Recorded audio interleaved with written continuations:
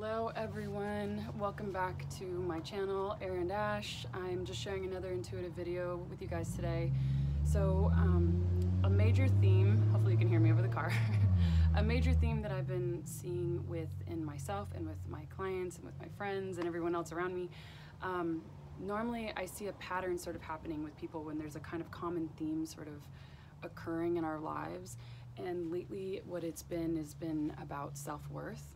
Like what we genuinely believe we're worthy of or not worthy of. And I want to just talk a little bit about that today. So when we feel a low sense of worth, we tend to accept things that are below what we actually are wanting or desiring, including a job or how much we get paid or a relationship or what we, we'll end up chasing these things that we want so badly. But really, if we stop to truly think about whether or not we believe deep down that we're worthy of them, to me, that is the core of what we actually end up attracting. And what I mean by that is, like, to me, we're little magnets. And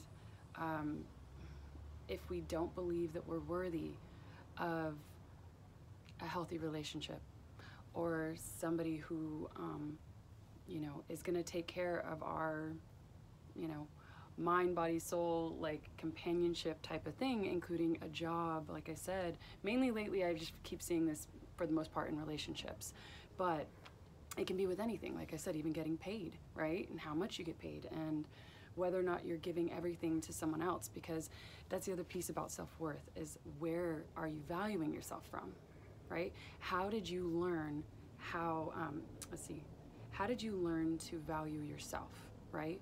Was it by getting straight A's in school? Was it when someone would tell you that you did a really good job at something? You know what I mean? So if you've always been taught to evaluate yourself and your self-worth based on an outside perspective of whether or not somebody gave you a compliment or the opposite of a compliment, right? Somebody dissed you, or did you learn how to gauge your self-worth based on people telling you or thinking that you're pretty or being desired, maybe, or like I said, anything like that. But or even like you do an art project and everyone tells you it's like the best piece of artwork they've ever seen. So if these are the places that we truly value ourselves from, guess what happens when we stop getting that attention? Our value internally somewhere goes wah, wah, wah, wah, right? It goes down.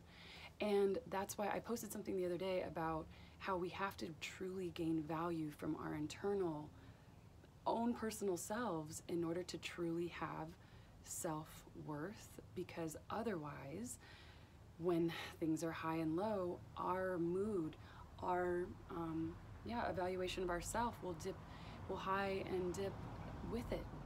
And that roller coaster gets exhausting. It gets exhausting. And it's a crazy pattern to try to reconfigure on your own. You have to understand the ways that you, once again, were taught how to consider your worth, what scale and by who, and most of the time it does go back to even childhood, right? So think about, how did you get the most attention from your mom and dad?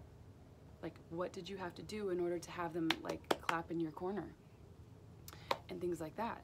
So it always goes back to like, okay, well, if that's how I learned how to love myself and when I was worthy of something, well, now as an adult I keep seeking it and keep seeking it and keep seeking it until one day we go, this is exhausting, and deeper down you were always worthy.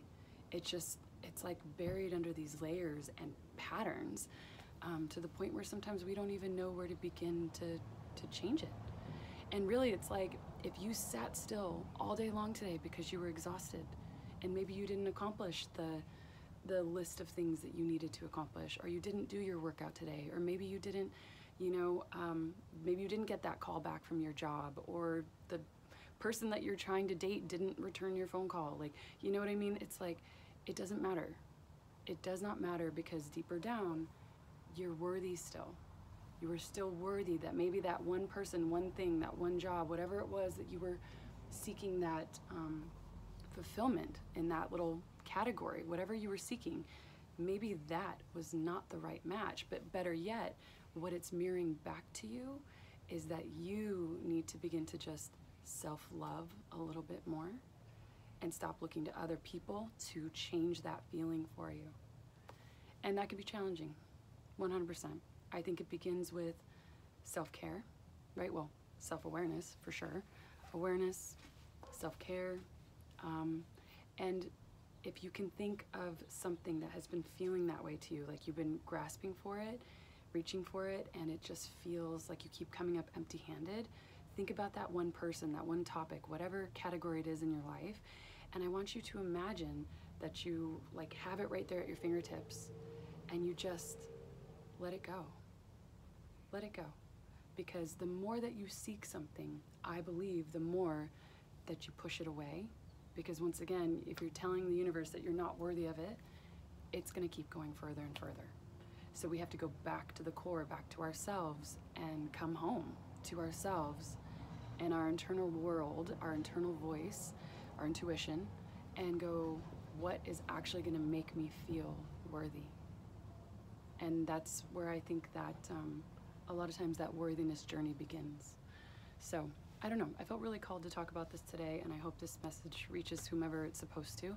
If you related to it, please leave me a message, comment, share it with somebody who you feel like needs to have that beautiful little reminder today that they were worthy when they woke up this morning, no matter what happened today. And I will see you guys again next week, at least. Okay, bye.